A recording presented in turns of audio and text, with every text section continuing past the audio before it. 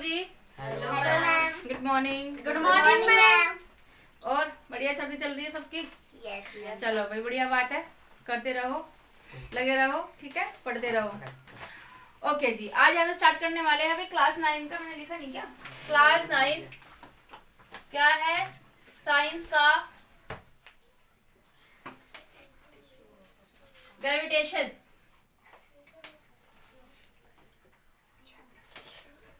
Gravitation chapter है अभी, इसका लेक्चर फर्स्ट ही है अभी, ठीक है, स्टार्ट कर रहे हैं, ठीक है। तो देखो, जब भी हम ग्रेविटी या ग्रेविटेशन के बारे में बात करते हैं तो हमें लगता है कि वही न्यूटन वाली जो स्टोरी है कि भाई न्यूटन बैठा था एप्पल के पेड़ के नीचे, एप्पल ऊपर से गिरा, उसने सोचा कि ये एप्पल उड़ के कहीं और क्यों नहीं चला गया, यहीं पे क्यों गिरा, या फिर ये अपवर्ड क्यों नहीं चला गया, मतलब ये सब चीज़ें उसके माइंड में आई। तब क्या पता चला कि भाई ग्रेविटी नाम की एक चीज़ होती है।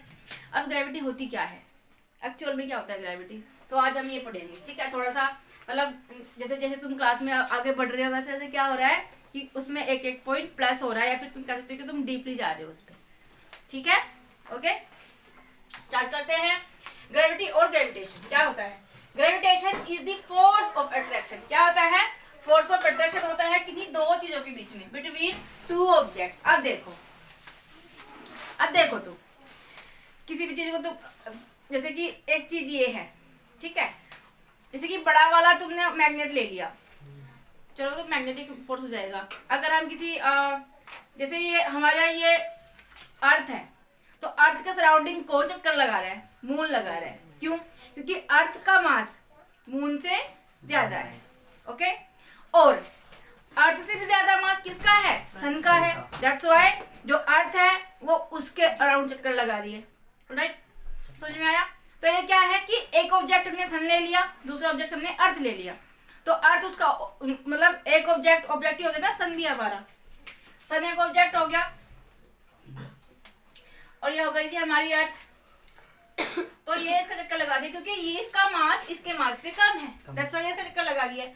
और जो मून है उसका मास अर्थ से भी कम है, दैट्स व्हाई वो अर्थ का चक्कर लगा रहा है, ठीक है। समझ में आया? तो ये यही है कि एक ऑब्जेक्ट दूसरे ऑब्जेक्ट को अपनी तरफ अट्रैक्ट करता है, ठीक है। अब चक्कर क्यों लगा रहे हो हम बाद में समझेंगे। अब देखो भाई, तो जब दो ऑब्जेक्ट होते हैं, एक हैवी होता है और एक लाइट होता है, जब हैवी वाला लाइट को अपनी तरफ खींचता है उसी को हम क्या कहते हैं? ग्रेविटी कहते हैं, ठीक है। जो फोर्स ऑफ अट्रैक्शन होता है टू ऑब्जेक्ट के बीच में, ठीक है जी। Gravitation is the force of attraction between two objects in the universe. ये तुम कहीं की भी बात ले लो। If a body is dropped from a certain height, अगर मैं यहाँ से इस मार्कर को नीचे गिराऊं, इजी जा रहा है, क्यों जा रहा है? ठीक है। It falls downwards due to earth's gravity, क्योंकि अर्थ की ग्रेविटी इस मार्कर से बहुत ज्यादा है, दैट्स व्हाई ये क्या कर रहा है? नीचे जाएगा, ओके। चलो जी, अगर मैं जैसे वो शाहरुख खान होता है एक मूवी में और वो चिपकने वाले जूते पहन के जाता है जो दीवार पे ऐसे ऐसे चढ़ जाता है, ठीक है। अगर मैं उसकी बात करूं, अगर मैं छिपकली की बात करूं, चलो छोड़ो जूतों को, अगर मैं छिपकली की बात करूं, छिपकली को दे दो ये मार्कर, तो छिपकली तो ऐसे छत पे चिपकी हुई है, मैंने उसको मार्कर दे दिया, तो वो अगर फेंकेगी तो उसकी तरफ क्यों नहीं गिरेगा? क्योंकि अर्थ अपनी तरफ खींच रही है किसी चीज को, ठीक है। चलो जी, attraction between the earth and moon, जैसे कि मैंने तुम्हें अभी बताया कि अर्थ और मून के बीच में भी क्या है? एक अट्रैक्शन है, दैट्स व्हाई अर्थ का पूरा मतलब चक्कर लगा रहा है हमारा मून, ठीक है। नेक्स्ट आते हैं यूनिवर्सल लॉ ऑफ ग्रेविटेशन। देखो बहुत इंपॉर्टेंट, मोस्ट इंपॉर्टेंट है टॉपिक, और इससे बहुत सारे क्वेश्चन बनते हैं, ठीक है। Every object in the universe attracts every other object. क्या होता है कि जो भी object, every object in the universe, अगर हम पूरे यूनिवर्स की बात करें तो every object in the universe attracts every other object, की हर एक ऑब्जेक्ट दूसरे ऑब्जेक्ट को अट्रैक्ट करता है, ठीक है, विद अ फोर्स। एक फोर्स होता है, अब ये फोर्स क्या होता है हम आगे पढ़ेंगे, which is proportional to the product. देखो क्या मतलब है इसका, ये अर्थ है, ये मून है, इसको मान लिया हमने कि ये m1 है, इसको मान लिया कि ये m2 है, ठीक है। ये मास 1 है, ये मास 2 है, ओके। तो इन दोनों का प्रोडक्ट हो जाएगा, मतलब m1 इंटू m2 हो जाएगा, ठीक है। क्या हो जाएगा? which is proportional to the product of their masses and inversely proportional. और अगर inversely proportional की बात करें तो 1 upon कुछ हो जाएगा, इनवर्सली तो यही होता है, ठीक है, to the square of distance. Distance देखो, ये हमारी अर्थ है, ये मून है, तो सेंटर से हम इसका लेंगे डिस्टेंस, तो इन दोनों के बीच में कुछ तो डिस्टेंस होगा, उसका स्क्वायर कर देंगे, ठीक है, जो भी कुछ डिस्टेंस होगा उसका स्क्वायर कर देंगे. ओके, ये हो जाएगा जी हमारा डी का स्क्वायर, ये हो जाएगा हमारा इनवर्सली प्रोपोर्शनल, और ये हो जाएगा हमारा product proportional to the product, ये हो जाएगा हमारा प्रोपोर्शनल टू दी प्रोडक्ट. तो हमें दो चीज मिली यहाँ से. अब दो चीज में मैं अभी तुम्हें क्लियरिफिकेशन दूंगी आगे, ठीक है, इस चीज का. देखो, ये अर्थ है, ये मून है. ओके, यहाँ से यहाँ तक का कुछ डिस्टेंस होगा, इसको हमने डिस्टेंस का स्क्वायर, क्योंकि उन्होंने बोला है कि proportional to the square of the distance, जो दो ऑब्जेक्ट के बीच में डिस्टेंस है उनका क्या हो जाएगा, स्क्वायर हो जाएगा. ये m1, ये मास 1 है, ये मास 2 है, इन दोनों क्या हो जाएगा, प्रोडक्ट हो जाएगा, इन दोनों की मल्टीप्लाई हो जाएगी. समझ में आया, तुम्हें आया? देखो जी, इसका कुछ है थोड़ा सा. अगर हम कहें कि जो हमारा फोर्स ऑफ अट्रैक्शन, देखो उन्होंने कहा कि every object in the universe attracts every other object with a force. तो ये फोर्स क्या है, ये फोर्स ये रहा, तो फोर्स के प्रोपोर्शन होगा उन दोनों का प्रोडक्ट m1 और m2 का, ठीक है. और अगर हम इनवर्सली की बात करें कि the product their masses and inversely, तो उनका मास तो क्या हो जाएगा, प्रोडक्ट हो जाएगा, मल्टीप्लाई हो जाएगा, and inversely proportional to the square of the distance between them, और उनके बीच का जो डिस्टेंस है वो क्या हो जाएगा, इनवर्सली प्रोपोर्शनल हो जाएगा. ये इनवर्सली प्रोपोर्शनल हो गया, force inversely proportional of the distance, ठीक है, डिस्टेंस का स्क्वायर. अब जब इसको हम फाइंड करेंगे तो क्या हो जाएगा, देखो ये कैसे आया, ये कैसे आया, मैं तुम्हें दिखाती हूँ कि जो हमारा ये है m1 m2 अपॉन में हो जाएगा जी हमारा 1/d2 डी का स्क्वायर, ठीक है जी, ये हो जाएगा.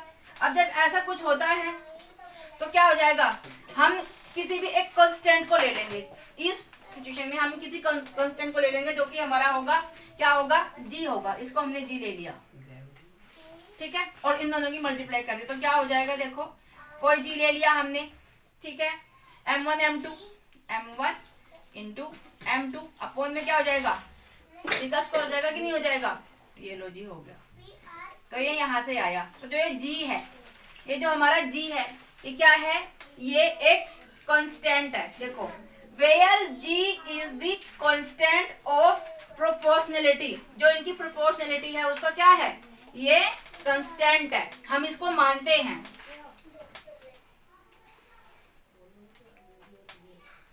ठीक है, हम इसको मानते हैं, और इसकी वैल्यू होती है 6.67 इंटू 10⁻⁻11. इसकी जो वैल्यू होती है वो होती है 6.67 इंटू 10⁻11.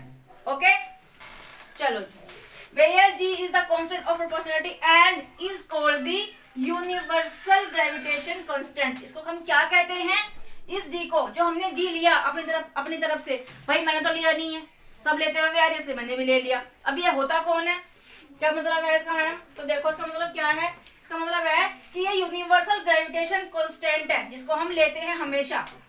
कोई भी न्यूमेरिकल करेंगे तो इसको जरूर लेंगे, ठीक है. क्यों लेंगे, क्योंकि हमें कोई तो चाहिए जिसकी हम वैल्यू निकालेंगे, ठीक है, मतलब जिसकी हम वैल्यू पुट करेंगे. तो हमें पता है कि जी की वैल्यू ये होती है, तो किसी के बेस पर हम किसी क्वेश्चन को करेंगे और बहुत सारे न्यूमेरिकल्स बनेंगे इसके ऊपर. तो ये हमारा होता है जी की वैल्यू, याद रख लेना, मे भी याद भी हो गया 6.67 इंटू 10⁻⁻11 होती है. और जिसकी अगर हम ऐसा यूनिट की बात करें तो जो फोर्स होता है उसकी ऐसा यूनिट होती है न्यूटन, सबको पता है. डिस्टेंस का होता है मीटर स्क्वायर में, सबको पता है.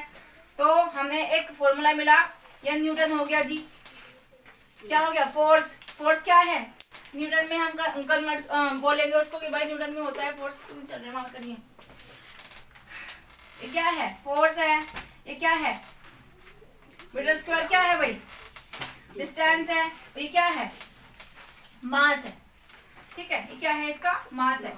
मास को किस में कर रहे हैं, किलोग्राम में कर रहे हैं. आगे करेंगे कि भाई मास एक्चुअल में मास और हमारे वेट में, मास में और वेट में क्या डिफरेंस होता है, ये क्वेश्चन भी हम आगे करेंगे। तुम इसमें शायद कंफ्यूज हो, देखो कंफ्यूज नहीं हो एक और समझा देती हूँ तुम्हें मैं। तो इसमें सब कंफ्यूज होते हैं भाई। जस्ट सपोज सब कुछ भूल जाओ, ये सोचो कि ये हमारी अर्थ है और ये मून है, तो हम सेंटर से ही तो लेंगे। जब कोई हम किसी डिस्टेंस को जब हम कैलकुलेट करेंगे तो हम उसको सेंटर से लेंगे। ये हमारा मास 1 हो गया, ये मास 2 हो गया। ओके, अब इन्होंने कहा है कि every object in the universe attracts every other object, कि एक दूसरे ऑब्जेक्ट को एक दूसरा ऑब्जेक्ट अट्रैक्ट करता है। सबको पता है, मैंने तुम्हें अभी बताया कि भाई हमारी अर्थ जो है वो मार्कर को अट्रैक्ट करती है, हमें अट्रैक्ट करती है। हम यहाँ पे खड़े हैं, हमारे जो मकान बने हुए उनको अट्रैक्ट करती है। जो स्टैंड खड़ा है इसको अट्रैक्ट कर रही है, फोन को अट्रैक्ट कर रही है। दैट्स व्हाई वो सब अपनी अपनी पोजीशन पे है, ठीक है। और अर्थ किसको अट्रैक्ट कर रही है? मून को, क्योंकि मून भी उसके चारों तरफ चक्कर लगा रहा है। अब एक ऑब्जेक्ट सन हो गया और दूसरा ऑब्जेक्ट कौन हो गया? हमारा अर्थ हो गया। अब सन के सराउंडिंग चक्कर लगा दिया अर्थ। ये तो प्रूफ हो गया कि यूनिवर्स में कहीं पे भी तुम जाकर देख लो कि एक ऑब्जेक्ट दूसरे ऑब्जेक्ट को अट्रैक्ट करता ही करता है, ठीक है। तो विद अ फोर्स, एक फोर्स से, अब फोर्स ऐसे डिनोट करेंगे, ठीक है, which is proportional to the product of their mass. जो दो चीजें हैं, जो दो ऑब्जेक्ट है, उनके जो फोर्स क्या होता है? प्रोपोर्शन होता है उन दोनों के प्रोडक्ट के। समझ में आया? अच्छा जी, चलो और क्या चीज बताई जी? और बताई कि एंड इनवर्सली प्रोपोर्शनल, और उन यही फोर्स इनवर्सली प्रोपोर्शनल होता है किसके? उनके बीच के डिस्टेंस के स्क्वायर की। बस ये छोटी सी बात है तो समझनी बहुत इंपॉर्टेंट है। ओके जी, समझ में आया? ये हमारी एक अलग चीज हो गई, बाकी ये नोट्स है, ठीक है। फिर हमने इसको निकाला, तो कैसे निकाला? दोनों को मल्टीप्लाई किया तो m1 इंटू m2 अपॉन में डिस्टेंस का स्क्वायर। और ये हमारा g क्या है? ये एक कांस्टेंट है जिसकी हम वैल्यू पुट करते हैं और क्वेश्चन को न्यूमेरिकल को हम सॉल्व करते हैं, ठीक है। ये यहाँ से आया। और अगर मैम जो डी स्क्वायर है इसकी वैल्यू निकालो, उसको आगे निकाल लेंगे, वैसे इसमें स्पेस भी नहीं है, ठीक है। अभी के लिए तुम इसको समझो कि ये जी कहां से आया और जी कौन है? जी कौन है? Where G is the constant of proportionality and is called the universal gravitation constant. इसको हम यूनिवर्सल, पूरी मतलब यूनिवर्स में कहीं भी इसको यूज करते हैं।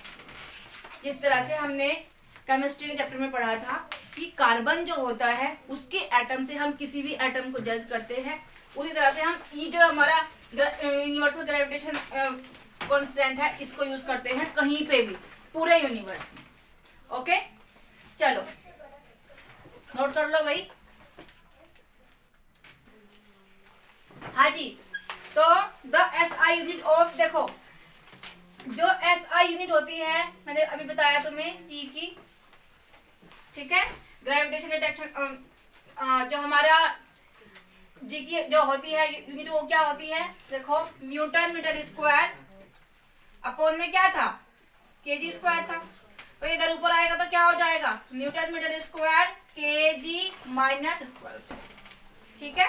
ये तो ये माइनस से घबराना नहीं है, ये ऊपर से जब नीचे से ऊपर आता है तो माइनस में कन्वर्ट हो जाता है, ठीक है, सबको पता है। तो accepted value of G is, देखो एक्सेप्टेड वैल्यू ये होती है जी की, ठीक है। लेकिन हम क्या मानते हैं कि 6.67 इंटू 10⁻⁻11 होती है और यही चलती है हर जगह, ठीक है। ये 3 को छोड़ दो तुम, ओके।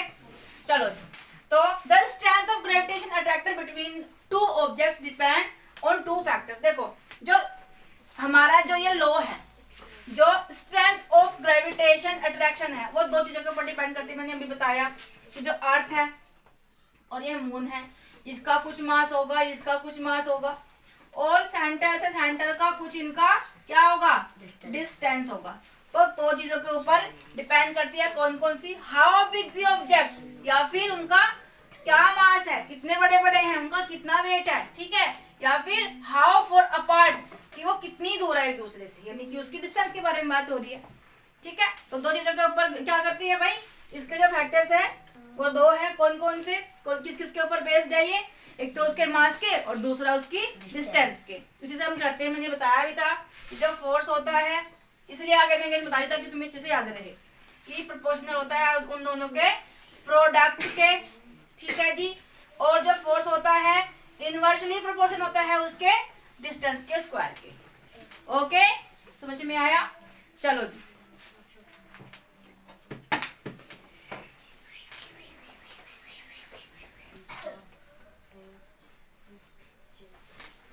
हाँ जी, देखो importance of universal law of gravitation. इसकी कुछ इम्पोर्टेंस है, क्या है, कहाँ से पता चला, कैसे पता चला, किस चीज के लिए हमने इसको प्रूव किया, ये सब बातों इन सब चीजों के बारे में हम देखो यहाँ पे देखते हैं। अभी क्या है, the force that binds up to the earth. जिस फोर्स ने हमको क्या किया हुआ है, अर्थ के साथ में बाइंड किया हुआ है। हम स्ट्रेट खड़े हैं, हमें कोई प्रॉब्लम नहीं है, हम आराम से कोई भी मूवमेंट कर सकते हैं, कुछ भी कर सकते हैं। ये सब क्या है, क्या है जी, हमारा यूनिवर्सल लॉ ऑफ ग्रेविटेशन। यहाँ से हमें पता चला कि ये सब हो सकता है, ठीक है, यहाँ पे प्रूफ किया गया।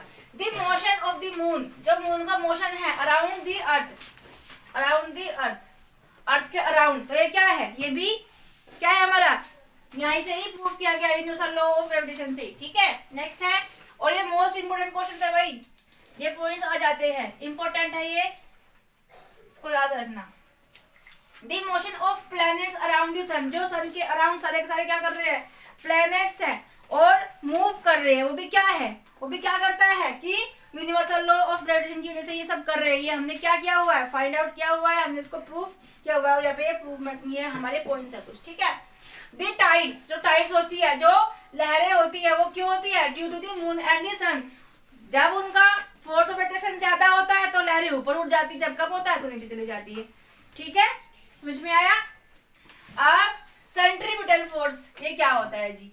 अब सबसे मुझे एक क्वेश्चन पूछा था कि ma'am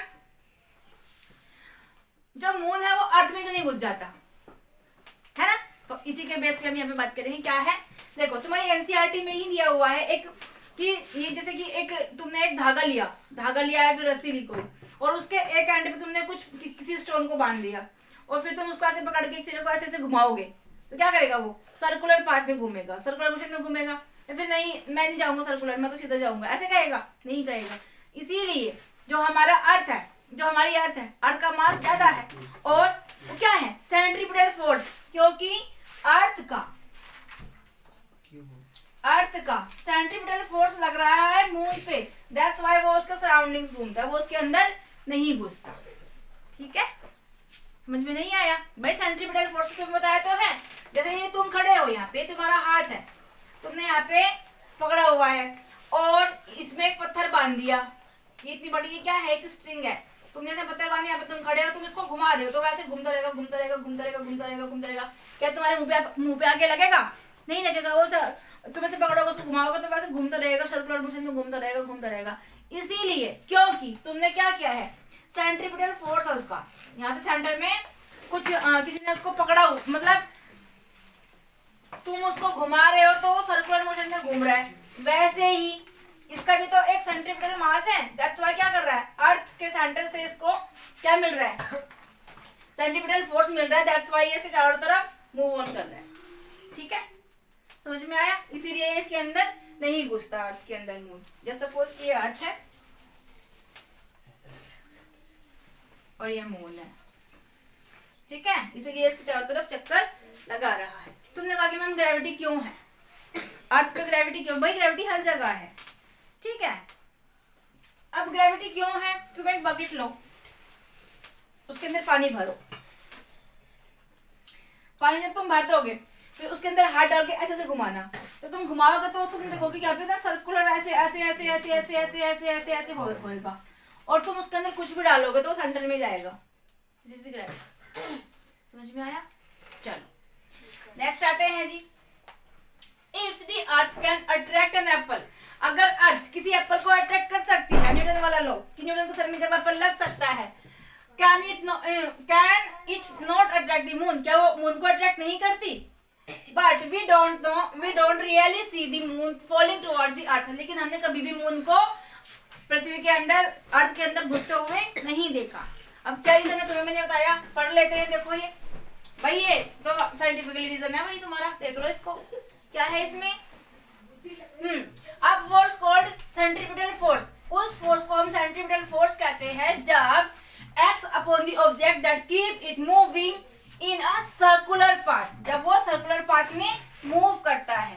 the centripetal force is exerted from the centre, कहां से एक्सर्ट होता है, सेंटर से एक्सर्ट होता है। देखो क्या करने वाली थी मैं, पता नहीं कुछ बताने वाली थी। Centre of the path, without the centripetal force, बिना सेंट्रीपिटल फोर्स के object can not move in circular path, कोई भी ऑब्जेक्ट मूव नहीं कर सकता सर्कुलर पाथ में। They would always travel straight, वो कैसे जाएंगे, सीधे जाएंगे। देखो देखो किस तरह से, ये मून है, ये हमारा ये अर्थ है, ठीक है, ये मून है। अब ये मून जो है ये तो वही ट्रैवल कर रहा है, तो ये ट्रैवल कर रहा है ऐसे, इसको ऐसे जाना है, लेकिन ये ऐसे ना जाके ये ऐसे जा रहा है, फिर इसको ऐसे जाना है, लेकिन ये ऐसे ना जाके ऐसे जा रहा है, इसको स्ट्रेट जाना है, लेकिन ये फिर से ऐसे जा रहा है, इसको स्ट्रेट जाना है, फिर भी ये ऐसे जा रहा है। क्यों, क्योंकि हमने अभी बताया कि जब कोई ऑब्जेक्ट किसी ऑब्जेक्ट के सर्कुलर मोशन में राउंड लगाता है तो मतलब क्या है कि वहां पे एग्जर्ट, सेंटर से ही एग्जर्ट होता है हमारा सेंट्रीपिटल फोर्स। दैट्स व्हाई वहां पे क्या हो रहा है, वहां पे सेंट्रीपिटल फोर्स लग रहा है। अगर कोई भी क्वेश्चन इस तरह से आ जाए कि भाई तुम खड़े हो, तुम कोई स्ट्रिंग को घुमा रहे हो, चारों तरफ तुम्हारे वो मूव ऑन कर रही है सर्कुलर मोशन में, तो कौन सा फोर्स लग रहा है, सेंट्रीपिटल। अगर तुम्हें पूछे कि सेंट्रीपिटल फोर्स का कोई एग्जांपल दो तो दे देना मून का और अर्थ का। समझ में आया, चलो जी राइट डाउन करो इसको भी। फ्री फॉल, फ्री फॉल क्या होता है, फ्री फॉल में देखो एक सिंपल सी चीज है। फ्री फॉल में होता है कि हम एक सर्टेन हाइट पे खड़े हैं, हम तुम यहाँ पे 5 मंजिल के ऊपर आते हो, ठीक है, यहाँ पे आने के बाद तुम किसी चीज को नीचे गिराओगे, वो कहीं पे भी जाके गिर जाएगी, वो गिर जाएगी जाके, ठीक है, तो वो गिरेगी तो उसमें कुछ एक्सेलरेशन आएगा, वही पढ़ेंगे। देखो क्या है फ्री फॉल का मतलब क्या है, every item on earth is drawn towards its centre by gravity. क्या होता है, जब भी हम ऊपर से कोई चीज फेंकते हैं तो वो कहाँ पे आती है, अर्थ पे आती है, क्यों, क्योंकि ग्रेविटी है, दैट्स व्हाई, ठीक है। An object will start to descend to the earth, कहाँ पे आती है, अर्थ के ही सरफेस पे आती है, ठीक है, या फिर हवा में कहीं उड़ जाती है, नहीं उड़ जाती। When it is dropped from a specific height due to gravity, क्या होता है जब हम उसको ड्रॉप करते हैं किसी भी हाइट से तो वो कहाँ पे गिरती है, सेंटर पे गिरती है, मतलब सरफेस पे गिरती है, अर्थ पे। Okay, we refer to this type of item movement to as free fall, तो इसको हम क्या कहते हैं, जो ये मूवमेंट हो रहा है इसको क्या कहेंगे, फ्री फॉल कहेंगे, दैट्स इट। ओके, और जब कोई चीज नीचे गिरेगी तो उसमें कुछ ना कुछ एक्सेलरेशन आएगा, अब हम उसी को पढ़ेंगे। चलो जी।